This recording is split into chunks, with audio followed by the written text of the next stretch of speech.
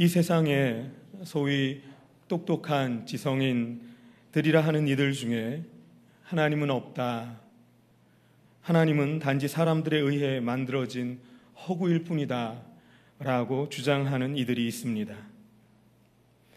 지식의 깊이가 그리 깊지 않은 이들이 하는 얘기라면 또 모르겠지만, 당대에 내노라 하는 과학자, 저명한 철학자들, 그리고 사회적으로 문화적으로 큰 영향력을 끼치는 유명한 스타와 같은 이들이 서로 연대하여 하나님 없다 하는데 똘똘 뭉치게 되면 사람들은 귀가 솔깃해질 수밖에 없습니다.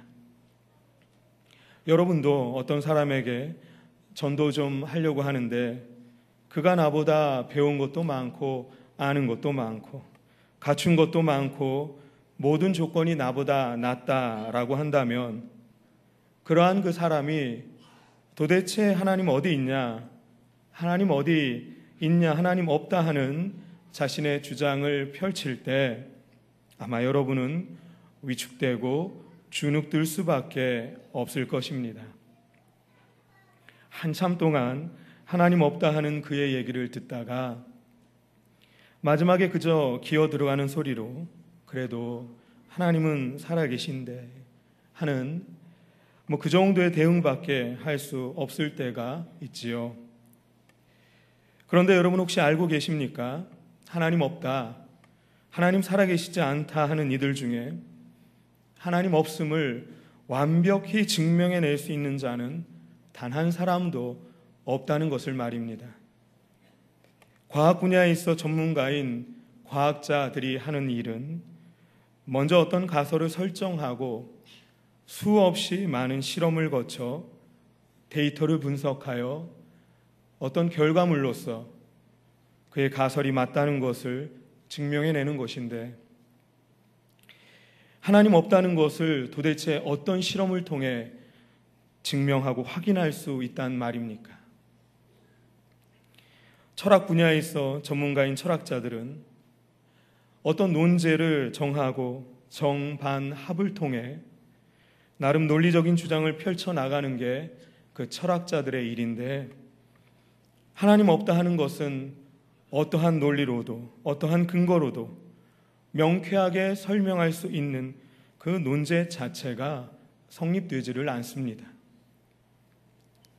사람들에게 큰 영향력을 끼치는 유명한 스타와도 같은 이들이 하나님 없다 아무리 외쳐도 그의 빛나던 반짝 인기는 하루아침에 안개처럼 사라지고, 세상 사람들이 그에게 보내던 박수갈채는 갈수록 점점 작아지며 그 미모와 재력이 바닥날 때가 곧 오기 마련인데, 그러한 그가 없다고 해서 없는 하나님이 절대로 아닙니다.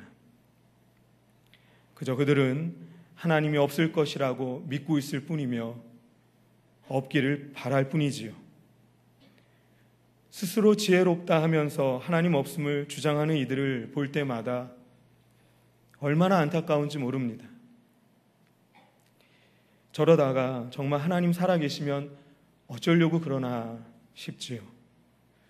안 믿으면 자기 손해인데 말입니다.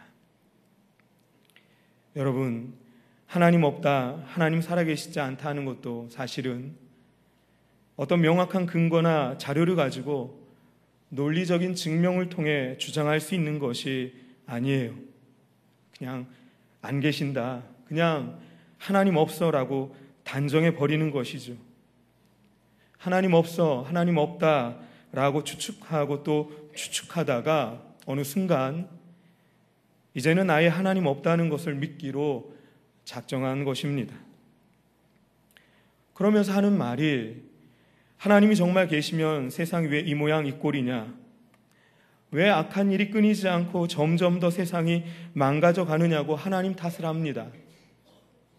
정작 그 악한 일에 자기 자신의 삶과 자신의 인생도 한몫하고 있고, 그 악한 자의 명단에 자신의 이름도 포함되어 있다는 것을 간과하고 있으면서 말입니다. 여러분, 그래도 하나님 살아계시니까 이 정도죠. 그렇지 않으면 인간의 죄악으로 인해 아마 지구는 벌써 12번도 더 쪼개졌을 것입니다. 하나님을 믿는 저와 여러분에게 일어난 불행해 보이는 일들조차도 하나님이 계시기에 그나마 이 정도 다행이지, 그렇지 않았다면 우리는 이미 완전히 끝장났을 수도 있다는 것이죠. 그렇습니다. 믿음이 없는 자들에게는 이 세상의 모든 일들은 그저 하나님 없는 증거가 될 뿐이고, 믿음이 있는 저와 여러분에게는 이 세상의 모든 일들이 하나님 살아계신 증거가 되는 줄로 믿습니다. 여러분 모두 하나님 말씀에 대한 믿음 있는 자들이 되시기를 바랍니다.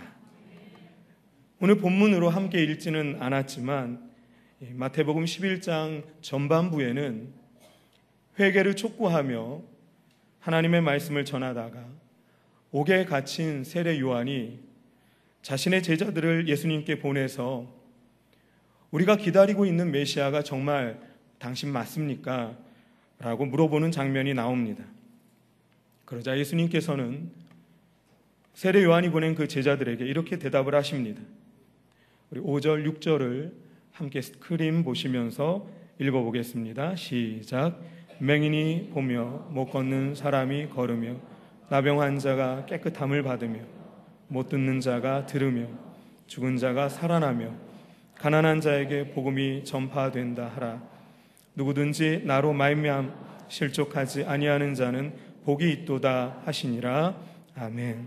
맹인이 보게 되고 못 걷는 사람이 걷게 되고 나병 환자가 깨끗하게 되는 것을 보면서도 아직도 내가 하나님의 아들, 구원자, 메시아임을 왜 의심하고 있느냐? 못 듣는 자가 듣게 되고 죽은 자가 살아나는 것을 보면서도 왜 아직도 의심하느냐? 그러시면서 누구든지 나로 말미암아 실족하지 아니하는 자는, 즉 나를 의심하지 않는 자는 복되다라고 하십니다. 예수님의 말씀을 들을 때, 예수님을 대할 때 의심이 발동하지 않는 것은 복인 줄로 아시기 바랍니다. 예수님이 하나님의 아들이시며 우리 모든 인류의 구원자임을 인정할 수 있다면 그 또한 복인 줄로 아시기 바랍니다. 예수님을 알아갈수록 그동안 풀리지 않던 인생의 문제들이 풀어지고 흐릿하고 정신없던 나의 삶이 더 명확해지고 정리가 되어 간다면 큰 복인 줄로 아시기 바랍니다. 사랑하는 여러분, 왜 예수님을 메시아로 구원자로 받아들이지 못할까요? 그것은 예수님을 우리에게 구원자로 보내주신 하나님을 믿지 못하기 때문입니다. 그저 이 세상에 눈에 보이는 것만을 신뢰하기 때문입니다. 말로는 21세기 과학의 시대에 하나님이 어디 있어? 하나님? 너무 허무맹랑한 거 아니야? 예수님이란 자가 2000년 전에 내 죄를 대속하기 위해 십자가에서 죽었다는데 그것을 믿는 자만이 구원을 얻을 수 있다고? 날더러 지금 그것을 믿으라고? 정말 그게 사실이라면 나를 한번 설득시켜봐 라고 얘기하는 사람들 우리 주위에 있습니다. 그러나 여러분, 세상 사람들이 복음을 받아들이지 않는 것은 복음의 논리적인 설득력이 부족해서가 아닙니다. 단지 그가 갖고 있는 세계관, 가치관과 맞지 않기 때문도 아닙니다. 아예 예수님을 받아들이지 않기로 작정했기 때문이죠. 예수님은 그러한 이 세대의 안타까운 모습을 18절과 19절에서 이렇게 비판하고 있습니다. 18절, 19절 우리 함께 읽어보겠습니다. 시작. 요한이 와서 먹지도 않고 마시지도 아니하며 그들이 말하기를 귀신이 들렸다 하더니 인자는 와서 먹고 마시매 말하기를 보라 먹기를 탐하고 포도주를 즐기는 사람이요 세리와 죄인의 친구로다 하니. 아멘. 늘 금식하며 사역을 감당했던 세례 요한에게는 귀신 들렸다 욕하고 조롱하면서 정작 예수님께서 아무도 가까이 하려고 하지 않는 죄인들의 친구가 되어 함께 식사하는 모습을 보면서는 먹기를 탐하고 포도주를 즐기는 사람이라고 손가락질하고 있다는 것이죠. 여기 어디 논리적인 설득력이 있단 말입니까? 여러분, 복음의 설득력이 부족해서가 아니라 아예 복음을 받아들이지 않기로 작정한 것입니다. 요즘에 선거철인데요, 점집이나 무당집들이 완전히 미어 터진다는 거 알고 계십니까? 성경 말씀이 논리적으로 앞뒤가 맞지 않는다 하며 답답해하고 복음을 절대로 인정하지 않는 소위 배웠다 하는 이들이 다는 아니겠지만 선거철만 되면 용하다는 점집에 찾아가 불안한 미래를 물어보며 무당이 막 휘갈겨 써준 부적 한 장에 마음의 평안을 구하는, 참으로 비논리적인 이러한 상황들은 도대체 어떻게 이해해야 한단 말입니까? 예수님께서는 오늘 본문 바로 앞에 20절부터 24절까지 말씀을 통해 예수님의 사역 중에 가장 권능을 많이 행한 고라신 마을과 벳세다 마을이 여전히 회개하지 않고 스스로 지혜롭다, 슬기롭다 하면서 계속 십자가 예수 복음을 배척하고 받아들이지 않자 그들에게 임할 심판을 이렇게 엄중히 경고하고 계십니다. 24절 우리 함께 읽어보겠습니다. 시작. 내가 너희에게 이르노니 심판날에 소돔 땅이 너보다 견디기 쉬우리라 하시니라. 아멘. 그러면서 예수님은 오늘 본문 말씀을 이렇게 이어가십니다. 제가 25절을 읽어보겠습니다. 그때 예수께서 대답하여 이르시되 천지의 주제이신 아버지여, 지혜롭고 슬기 있는 자들에게는 이것을 숨기시고 어린아이들에게는 나타내심을 감사하나이다. 자칭 지혜롭고 슬기롭다 하면서 자신의 논리로 하나님의 하나님 되심을 부인하는 자들은 마치 그들에게 하나님은 꼭꼭 숨어 계신 것처럼 절대로 하나님의 존재를 인식할 수 없게 된다는 것입니다. 예수님이 하나님의 아들이시며 구원자이시라는 증거가 도처에 널려 있음에도 불구하고 오히려 의심으로 인해 실족하게 되고 회개에 이르지 못해 결국 심판받아 멸망하게 되는 것입니다. 오히려 어린아이처럼 순진하고 단순한 이들이 하나님을 볼 수 있고 하나님을 만날 수 있다고 오늘 주님은 하나님께 감사하고 있습니다. 이런 이야기가 있어요. 어느 교회 주일학교 어린이가 요나와 큰 물고기라는 그림책을 가슴에 안고 버스를 기다리고 있습니다. 그때 성경에 대한 지식은 조금 있지만 전혀 신앙이 없는 한 중년의 신사가 그 어린아이에게 장난을 치고 싶어서 아주 짓궂은 질문을 했다고 합니다. 얘야, 너는 성경에 나오는 그 요나와 큰 물고기 이야기가 정말 사실이라고 믿니? 그러자 그 어린이가 확신에 찬 말로 대답을 합니다. 그럼요, 물론이죠. 요나와 큰 물고기 이야기는 성경에 기록된 분명한 하나님의 말씀이고 오늘도 주일학교에서 배운 내용인데요. 어린아이의 대답을 들은 노 신사가 아이를 조롱하듯 또 이렇게 물었습니다. 얘야, 그렇다면 너는 요나가 큰 물고기 뱃속에서 밤낮 3일 동안 있다가 다시 살아난 이야기가 진실이라는 것을 나한테 어떻게 증명할 수 있겠니? 잠시 생각에 잠겼던 어린이가 이렇게 대답을 합니다. 제가 천국에 가면 요나 아저씨에게 직접 물어볼게요.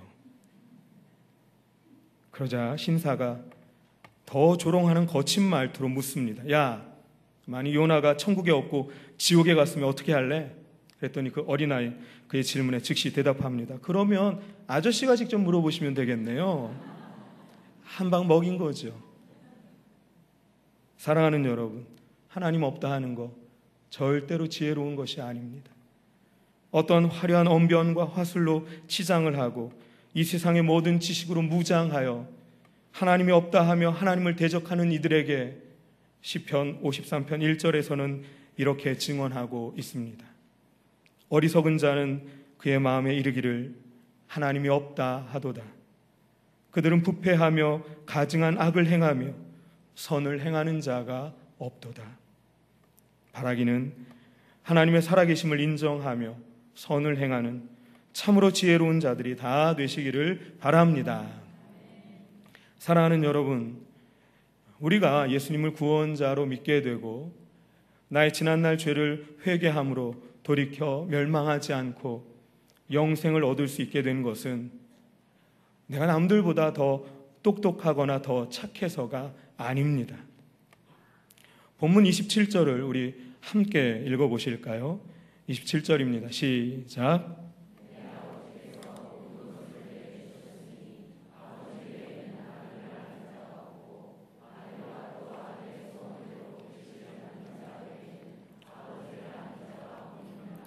그러니까 쉽게 얘기해서 하나님의 택하심과 부르심이 아니라면 내 스스로의 능력으로 하나님을 인식할 수 있는 자는 하나도 없다는 것입니다.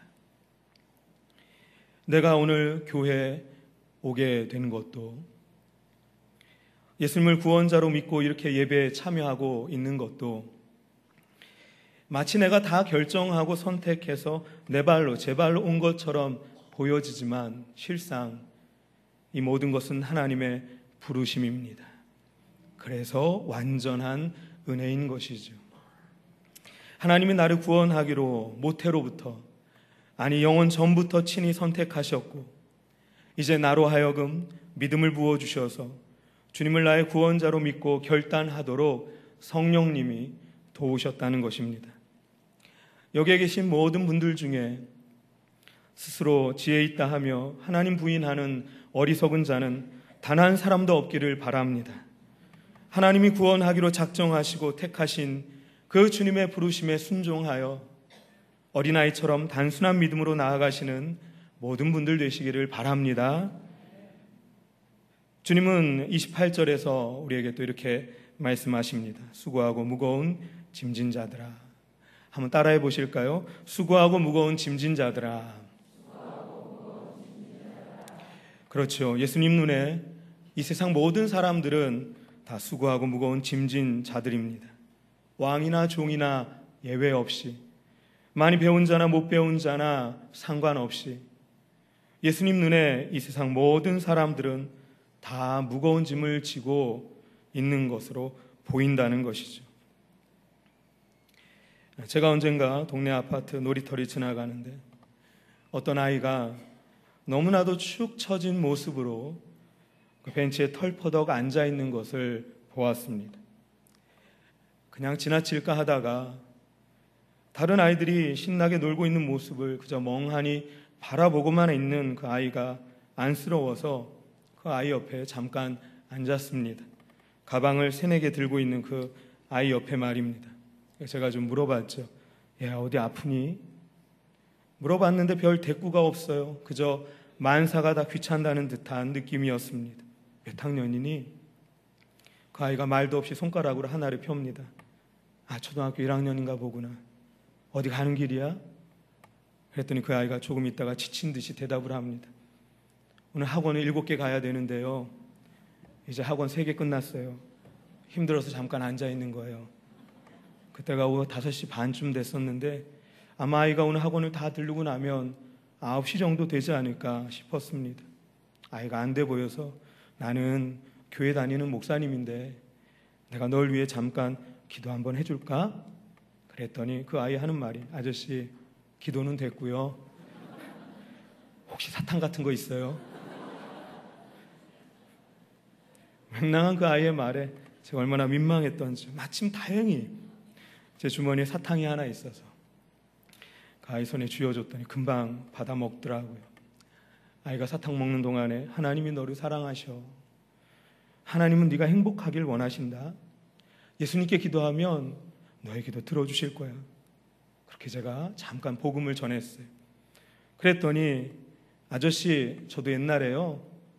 초등학교 1학년이 옛날이 어디 있겠어요. 저도 옛날에요. 잠깐 교회 다닌 적이 있는데 지금은 학원 때문에 바빠서 교회 끊었어요. 엄마가 대학 들어간 다음에 교회 다니든지 하래요. 얼마나 마음이 아프던지. 아직 초등학교 1학년 그 8살에 불과한 아이에게 수고하고 무거운 짐이 있더라고요. 자신이 해결할 수 없는 짐, 말입니다. 분명히 그 부모님은 자녀가 행복하길 원하는 마음에 학원 7개를 보내고 있을 텐데 정작 아이는 그 무거운 짐에 짓눌려 행복하지 않은 것 같았습니다. 그런데 여러분, 그 아이가 학원을 많이 다니기 때문에만 인생의 무거운 짐에 허덕이고 있다고 생각하십니까? 만약에 학원에 일찍 가지 않으면 그 삶의 무거운 짐으로부터 해방될 수 있을까요? 학원 다니지 않고 맨날 자유롭게 놀고 초등학교 때도 놀고 중학교 때도 놀고 고등학교 때도 놀고 그러면 정말 인생이 행복해지고 모든 수고와 무거운 짐으로부터 해방될 수 있느냐는 것입니다. 우리는 알고 있어요. 결코 그렇지 않다는 것을 말입니다.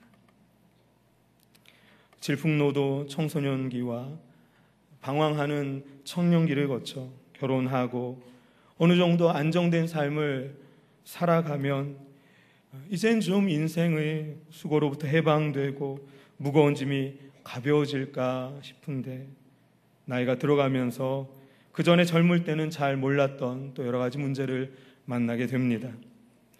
제가 병원에 신방을 갔었는데요. 우리 성도께서 몇 호실에 입원해 계신지 확인하기 위해 프론트로 다가갔습니다. 그런데 그 프론트에는 어떤 어르신께서 자신이 어느 진료과를 가야 할지 물어보고 계셨어요. 저는 본의 아니게 그 어르신과 프론트 안내원과의 대화를 듣게 되었습니다. 그 어르신 하시는 말씀이 요즘에 자주 가슴이 쥐어짜듯 아프다고 그러시는 거예요. 안내원이 그럼 흉부외과로 가보셔야 할 것 같아요. 이렇게 안내를 해줍니다.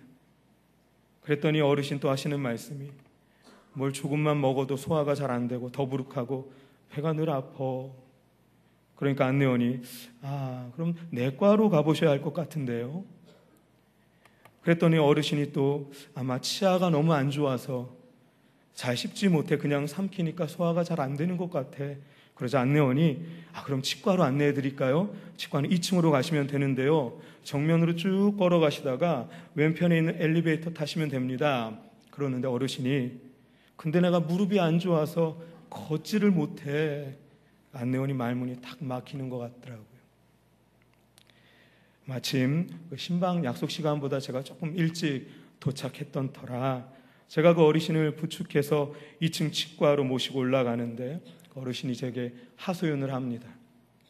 젊을 때는 그저 큰 욕심 없이 나름 부지런히 움직이며 그럭저럭 안정적인 삶을 살았는데 은퇴 후 5년 동안에 이런저런 질병으로 평생 모은 모든 돈 치료비로 다 쓰고 이제 나이가 더 들어서 병원에 와도 도대체 어느 진료를 먼저 받아야 할지 모르겠다 한탄을 하시는 거예요. 평생 수고하셨는데 이젠 좀 편안해지셔도 좋으련만 수고하고 무거운 짐을 또 한 보따리 이고 있는 어르신의 그 우울한 모습이 마치 우리네 아버지 또 할아버지 모습 같아서 참 안타까운 마음이 들었습니다. 내가 해결할 수 없는 질병이라는 삶의 무게에 짓눌려 있는 그 어르신을 위로하며 짧게나마 기도해드리고 고맙다는 인사를 뒤로 한 채 헤어지는데 마음이 아주 짠했습니다. 사랑하는 여러분, 이 땅을 살아가는 모든 인생은 다 수고하고 무거운 짐을 지고 있습니다. 아이들이나 어르신들이나 다 예외 없이 말입니다. 오죽하면 태어나는 모든 아기들이 울면서 태어나겠습니까? 인생은 그야말로 수고와 무거운 짐으로 점철되어 있고 이 해결이 참 어렵죠. 그런 인생의 문제를 해결하기 위해 여러 가지 종교와 또 각종 사조들이 생긴 것 같습니다. 수고하고 무거운 짐진 자들에 대한 여러 가지 버전 제가 한번 생각해 봤는데요. 들어보시기 바랍니다.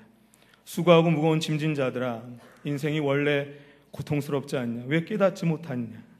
남들 다 지고 있는 무거운 짐, 너 혼자만 고생한다 생각지 말고 그 무거운 짐을 친구 삼아 네 알아서 해결해라. 득도와 깨달음을 중요하게 여기는 불교인 것 같습니다. 수고하고 무거운 짐진 자들아, 그 무거운 짐 종이나 하인들에게 맡겨라. 무거운 척 하지 말고 가벼운 척 해. 체면을 우선하는 유교입니다. 수고하고 무거운 짐진 자들아, 그 짐을 적당한 가격에 팔고 가벼워 보이는 다른 짐을 사라. 시장 경제 중심의 자본주의입니다. 수고하고 무거운 짐진 자들아, 너희 중에 제일 약한 사람에게 모든 짐을 떠안겨라. 전체를 위해 개인의 희생을 종용하는 전체주의, 궁극주의입니다. 수고하고 무거운 짐진 자들아, 우리 인간들끼리 서로 협력해서 어떻게 하면 그 짐을 좀 더 효율적으로 나누어질 수 있는지 연구해보자. 인본주의입니다. 아니, 모르겠다. 그 무거운 짐 그냥 목에 매달고 바다에 빠져버려라. 지독한 허무주의, 냉소주의, 이기주의입니다. 그 어떠한 종교도, 그 어떠한 이데올로기나 시대적인 사조도 수고하고 무거운 모든 짐진 자들의 삶의 문제를 결코 근본적으로 해결해 줄 수 없습니다. 왜 그런 줄 아십니까? 왜 이토록 인생이 수고하고 무거운 짐을 질 수밖에 없는지, 왜 그렇게 아둥바둥 열심히 최선을 다해도 도대체가 행복해질 수 없는 것인지 그 원인을 명확하게 모르기 때문입니다. 원인을 모르니 해결책도 제시하지 못하는 것이죠. 주님 우리에게 말씀하십니다. 수고하고 무거운 짐진 자들아 다 내게로 오라. 한번 따라해 보실까요? 수고하고 무거운 짐진 자들아 다 내게로 오라.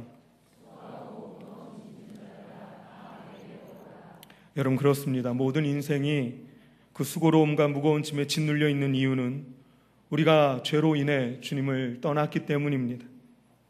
창세기에 보시면 하나님이 먹지 말라 명하신 그 선악을 알게 하는 나무의 열매를 먹은 아담과 하와가 에덴 동산에서 쫓겨날 때 하나님이 그들에게 이렇게 말씀하십니다. 창세기 3장 16절 17절 함께 읽어보겠습니다. 시작. 또 여자에게 이르시되 내가 내게 임신하는 고통을 크게 더하리니 내가 수고하고 자식을 낳을 것이며 너는 남편을 원하고 남편은 너를 다스릴 것이니라 하시고 아담에게 이르시되 내가 내 아내의 말을 듣고 내가 내게 먹지 말라 한 그 땅은 너로 말미암아 저주를 받고 너는 내 평생에 수고하여야 그 소산을 먹으리라. 아멘. 여러분, 그토록 행복했던 에덴 동산에서 쫓겨나면서 아담과 하와 그리고 그의 모든 후손들이 자기의 힘으로 감당하기엔 너무나도 무거운 짐을 지고 있는 비참한 인생으로 전락해버린 이유는 바로 죄로 인해 주님과 멀어졌기 때문입니다. 하나님의 말씀을 거역한 우리의 죄로 인해 하나님과 멀어지고 하나님과의 틈이 벌어지면서 그래서 생겨난 우리의 모든 인생의 수고와 무거운 짐, 그 문제를 해결하기 위해서는 우리는 다시 주님께 가까이 나아가야 합니다. 기억하십시오. 주님 외에는 다른 해결책이 없음을 성경은 누누이 강조하고 있다는 것을 말입니다.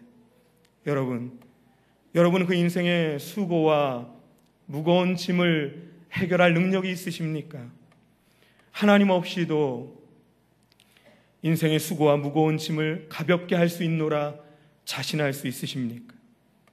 그저 어느 정도 내가 감당할 수 있는 수준의 수고와 짐이 아니라 내가 그동안 배운 모든 지식으로도, 내가 그동안 모은 모든 재력으로도, 내가 알고 있는 모든 인맥으로도 도저히 해결할 수 없는 인생의 무거운 짐, 그토록 사랑해서 결혼했는데 더 이상 배우자가 사랑스럽게 보이지 않고 자녀들과의 관계는 완전히 어그러져 가정이 지옥이 돼버린 무거운 짐, 직장과 사업장에서 아무리 열심히 노력해도 더 이상 어떤 출구가 보이지 않고 일은 점점 더 꼬여만 가고 시간이 갈수록 상황은 답답해지기만 하는 그 무거운 짐, 그 답답한 마음에 일탈을 꿈꿔보지만 좀 더 자극적인 쾌락만을 원하게 될 뿐 결코 만족이 없고 평안이 없는 정서적인 무거운 짐, 원치 않는 질병과 사고로 인해 코앞에 다다른 죽음이라는 무거운 짐,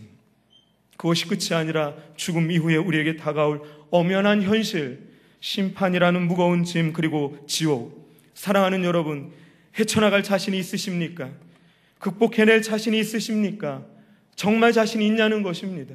우리는 주님 앞에서 솔직해져야 할 필요가 있습니다. 사실은 자신 없지 않습니까? 이렇게도 해보고 저렇게도 해봤는데 나는 안 됩니다. 나는 못합니다. 바로 이것이 우리의 솔직하고도 절절한 고백 아니겠습니까? 그래서 주님은 우리에게 또 말씀하십니다. 수고하고 무거운 짐진 자들아, 다 내게로 오라. 내가 너희를 쉬게 하리라. 한 번 더 따라 하시겠습니다. 수고하고 무거운 짐진 자들아, 다 내게로 오라. 내가 너희를 쉬게 하리라. 여러분, 주님께서 두 팔 벌려 우리를 기다리고 계십니다. 우리의 모든 수고와 무거운 짐, 죄로 인한 그 형벌의 값을 치르기 위해 예수님이 내 대신 십자가에 달려 돌아가셨습니다. 우리는 그저 그 수고와 무거운 짐을 지고 믿음으로 예수님께 나아가기만 하면 됩니다. 수고와 무거운 짐으로 짓눌려 있는 그 모습 그대로 예수님께 가까이 나아가기만 하면 예수 그리스도 십자가의 보혈로 우리를 덮으사 그동안 우리를 올가매고 있던 그 모든 수고와 죄의 무거운 짐으로부터 우리를 풀어주시고 가볍게 해주시는 줄로 믿습니다. 나는 안 되지만 주님은 하실 수 있습니다. 나에게는 방법이 없지만 주님께는 방법이 있습니다. 나는 길이 보이지 않는데 주님께서 친히 길이 되어주시어 우리를 인도해 주십니다. 수고와 무거운 짐을 지고 죽음을 향해 달려가는 저와 여러분을 영원한 천국, 영생으로 인도하시고자 오늘도 주님은 우리의 이름을 부르고 계십니다. 사랑하는 여러분, 더 이상 머뭇거리지 않기를 바랍니다. 이 무거운 짐 내가 어떻게든 먼저 혼자 해결하고 나서 그 다음에 주님께 갈게요 하지 마시기 바랍니다. 내 힘으로 안 됩니다. 해결이 안 됩니다. 주님께 가까이 가면 그때서야 비로소 주님께서 우리 인생의 모든 수고와 무거운 짐을 벗겨주십니다. 그분은 능히 우리를 쉬게 해주실 수 있는 능력의 하나님, 좋으신 하나님이신 줄로 믿습니다. 천지의 주제이시오, 하늘과 땅과 그 가운데 모든 것을 만드시고 섭리하시는 역사의 주관자, 우리의 생사 화복을 주관하시며 나라를 일으키시기도 하며 나라를 쇠하게도 하시는 그분이 바로 저와 여러분의 아버지, 우리에게 참 안식을 주시는 주님이십니다. 죄의 짐, 두려움의 짐, 질병의 짐, 죽음의 짐, 심판의 짐을 다 주님께 맡기고 주님께서 말씀으로 약속하신 그 참된 안식을 누리실 수 있기를 바랍니다. 비록 내가 원하는 대로 일이 풀리지 않고 재정적인 어려움과 질병의 고통에 놓여 있다 할지라도 그 무거운 짐을 이고 지고 주님께 나아가 엎드려 간절히 간구할 수만 있다면 맹인을 보게 하시며 나병한 자를 깨끗하게 고치시고 죽은 자를 살리시며 가난한 자를 복음으로 풍성하게 하시는 하나님의 아들 그 예수 그리스도의 놀라운 은혜로 인해 기뻐하며 감사하며 참된 평안을 누리게 될 줄로 믿습니다.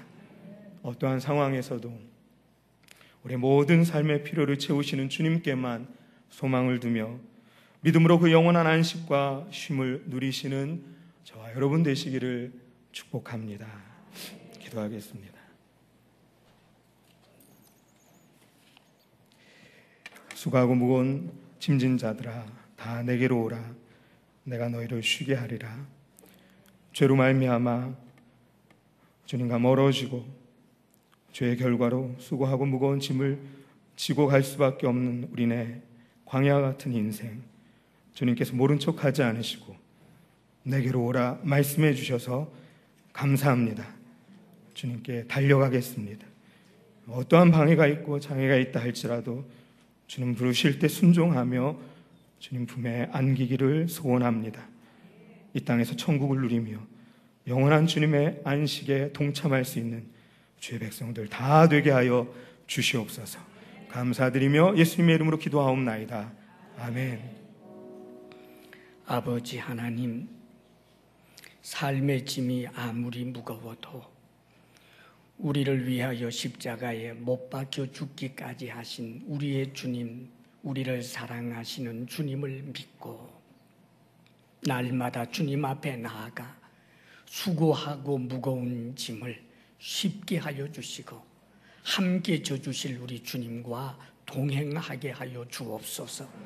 고아처럼 홀로 살지 않게 하시고 하나님 없다 부인하는 저주스러운 입술을 갖지 않게 하여 주옵소서.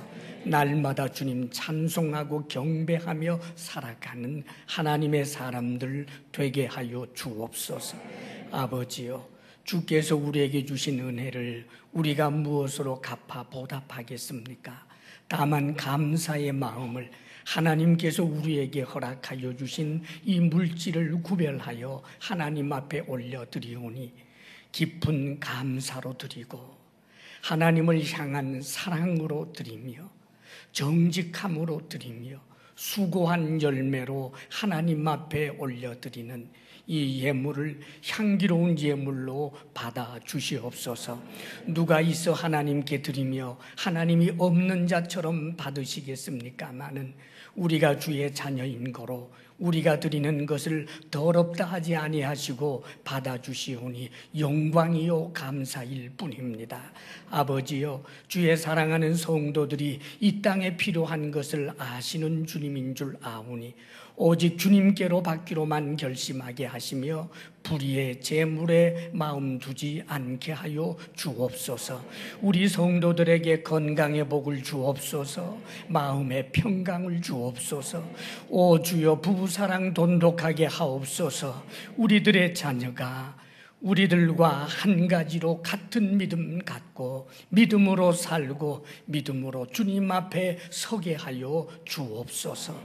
이제는 우리 주 예수 그리스도의 크신 은혜와 하나님 아버지의 한없는 사랑과 성령의 교통하심과 충만케 하심이 수고하고 무거운 짐진 자들아 다 내게로 오라 하시는 주님을 믿고 날마다 주님과 동행하기를 결단하는 주의 사랑하는 모든 성도들 위해 이제로부터 영원토록 함께 하시기를 간절히 축원하옵나이다. 아멘.